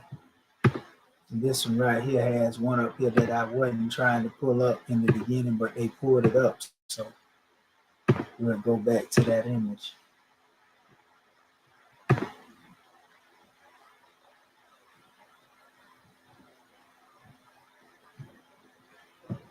This one here.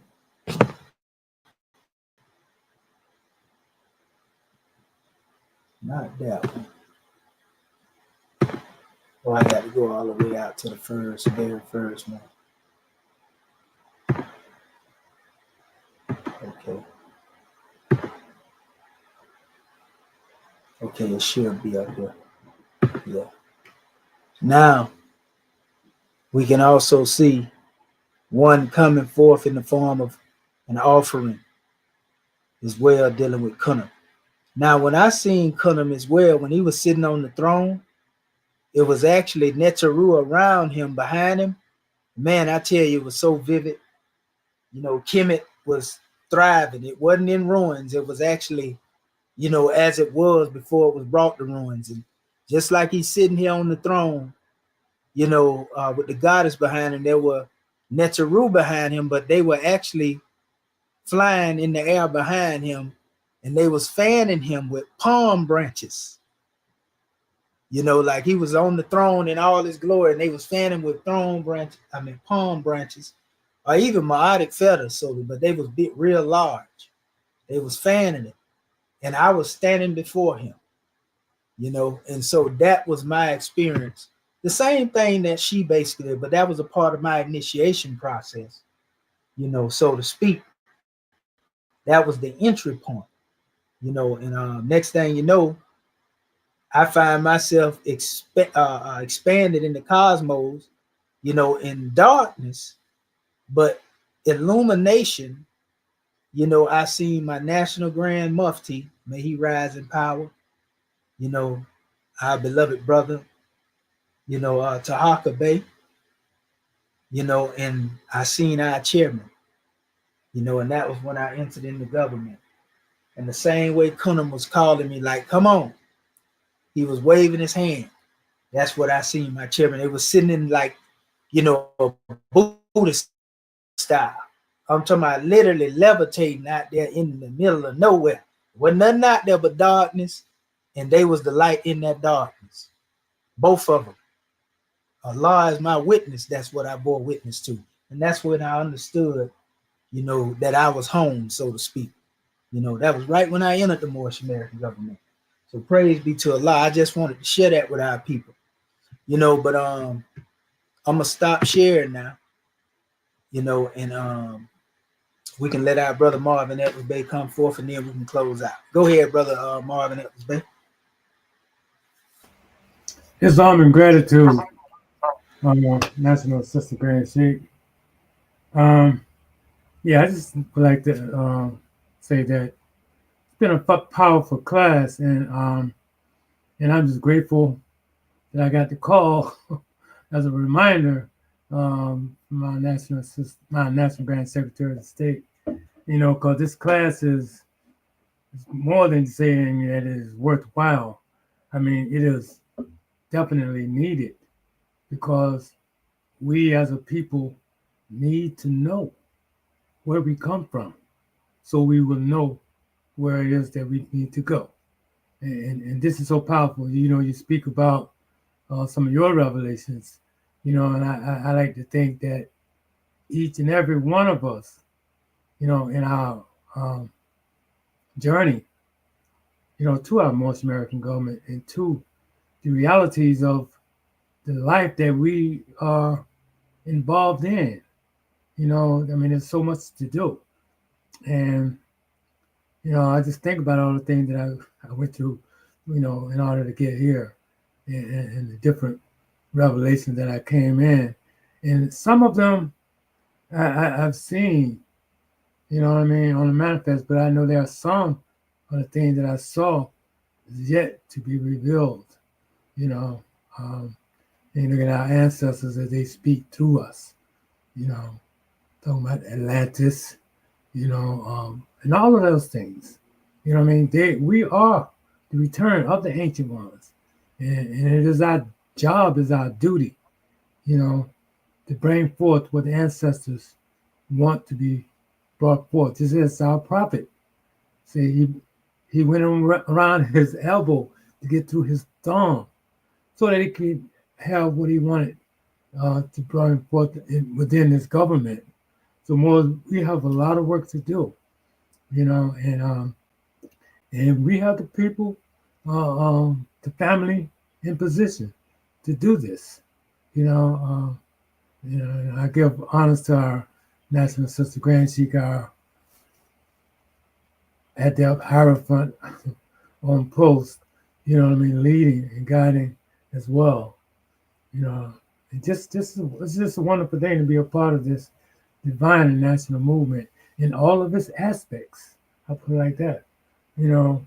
And I'm just grateful for being here and looking forward to really, really getting deeper into the self and revealing that which Allah has put on my heart. Islam. Gratitude, family. Peace and love. Islam and gratitude, family. And in closing, we just inspire our family to, you know, do this with your Moorish Holy Quran. You know, try going through your Moorish Holy Quran and pulling up, you know, the meta, and you know, pulling out the nouns. You know, make it a practice. You know, to the extent to where even when you pull these things out, instead of, you know, actually pulling them out in comparison to the word, pull them out and study, you know, these special persons, places, and things, so to speak. You know, study these things, you know, such as studying yourself, study creation, you know, and therefore learn to read the book of creation. What is it about, you know, these different aspects of creation that can be applied to, you know, something in your life? You know, that's what esotericism most likely deals with. What's the nature of the ram? You know, one aspect of a ram would thrust its way through a situation. Well, you know, that can actually represent the concept in astrologics of relation to, you know, what we call Aries, because we know Aries are headstrong, you know. But that's a whole nother measure, you know. So don't miss the opportunity to go into your Moorish Circle 7, your Holy Quran, and deal with this symbology, you know, in this metaphysical exegesis dealing with the hieroglyphic words of power. Listen to the silent voice of the ancestors and the great God Allah speak to you. You know, and we encourage our family to do that moving forward, you know, and Islam. So at this time, we're going to pass this demonstration back into the possession of our beloved goddess and queen, because we know she got to go. Sister Dendra Curtis Bay, Islam. Islam. Great class. January 15, 1929, a warning from the prophet to be read at every meeting. I hereby inform all citizens that they must end all radical agitating speeches while at work, in their homes, on the streets. We are for peace and not destruction. Stop flashing your cards at Europeans. It causes confusion. Remember, your card is for your salvation. Failure to obey these orders will be of severe consequence. We are for love, truth, peace, freedom, and justice. And when these principles are violated, justice must then take its course. Any citizen or group of citizens who hold malicious feelings toward the government or the prophet or violate the divine covenant of the Moorish movement will receive their reward from Allah for their unjust deeds. All true Moors will and must obey the law as laid down to them by their prophet. If they lose confidence in their prophet, they should turn in their cotton button, cease wearing their turban and fez, and return to the state where I, the prophet, found you. This is a holy and divine movement founded by the Prophet Noble Drew Ali. And if the prophet is not right, the government is not right. The prophet, therefore, is sending out the divine plea to all Moorish Americans that they do their part in protecting their prophet and the government. This is an everlasting movement founded by the prophet through the will of Allah to redeem his people from their sinful ways by the order of Prophet Noble Drew Ali. A holy covenant of the Asiatic nations, ye are the children of one father, provided for by his care, and the breast of one mother have given you suck. Let the bonds of affection therefore unite thee with thy brothers, that peace and happiness may dwell in thy father's house. And when ye separate in the world, remember the relation that bindeth you to love and unity, and prefer not a stranger before thy own blood. If thy brother is in adversity, assist him. If thy sister is in trouble, forsake her not. So shall the fortunes of thy father contribute to the support of his whole race, and his care be continued to you all in your love to each other. Islam, Islam, Islam. This meeting is officially adjourned according to Act 2, the Circle 7, in love, truth, peace, freedom, and justice. Go in peace, Moors. Great class. Great class. Gratitude. Gratitude. Peace Great and love. class. See you Gratitude. soon. Islam and peace. Gratitude, family. Remember, thoughts are things. That's right. You know, and let's read the book of creation. That's how you read Medu Netta. Yes, The sir. thought of Allah made manifest in the universe. And did I say nature? A great God. Islam. Right. Peace and love, Moors. Peace and love. See you in Sunday school. Eve, and it's the guides and the guiders of the nation arriving to ride. Islam. Islam. Peace and love, Moors. All right. And we want to give honors to the family out there in social media. You know, Noble Brian, Born Dog, Tyrese Bay. All y'all for checking in. Be sure to share this video. You know, the more likes we get up, the more we can get up in the algorithm. You know, like I said, you know, it's made plain. We done been over this now. Now that we can really talk that talk, we can go into the examples of showing you the metaphysical workings of the teachings of Kemetic, you know, and it's going to be way deeper than, you know, that Champollion demonstration. You know, that's night and day. So peace and love, family. You know, Uncle Ajet Seneb, life, health, and prosperity be upon you. That's in the ancient Kemetic language. And we say Shemo Tepu. You know, we bring peace force to you as an offering. Islam.